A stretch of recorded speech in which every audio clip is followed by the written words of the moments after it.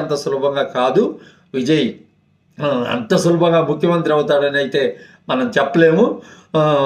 ఖచ్చితంగా ఇది ఒక మహా ఉద్యమమనే చెప్పవచ్చు. హిందీ మీద పోరాటం, అదేవిధంగా కేంద్ర ప్రభుత్వం మీద పోరాటం, దక్షిణాది రాష్ట్రాల్లో వివక్షకు గురి అవుతున్నదన్న అంశం ఇక్కడున్న ప్రజలకి ప్రతి ఒక్కరికి మధ్యలో ఉంది, మనసులో ఉంది.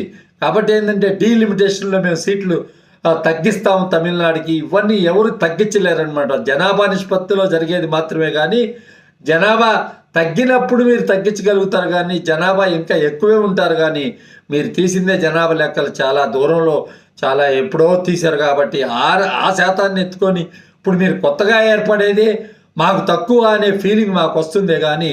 కాబట్టి నేనేం చెప్తానంటే విజయ్ రాజకీయంలోకి వచ్చినప్పుడు అంతకుముందు రాజకీయ శూన్యత ఉంది, ఇప్పుడు రాజకీయాలు చాలా అత్యధికమైన పాత్రను పోషిస్తున్నాయి తమిళనాడు రాష్ట్రంలో. ఎందుకంటే అన్ని రకాలుగా హిందీ ఉద్యమాలు, ఆ ఉద్యమాలు, ఈ ఉద్యమాలు ఇంకా మొదలవుతుంది అనమాట. అక్కడ మొదలైనప్పుడు రాబోయే రోజుల్లో మనం చూడబోతాం. డిఎంకే అనే దాన్ని ఎదుర్కోవడం అంత సులభమైన వ్యవహారం కాదు.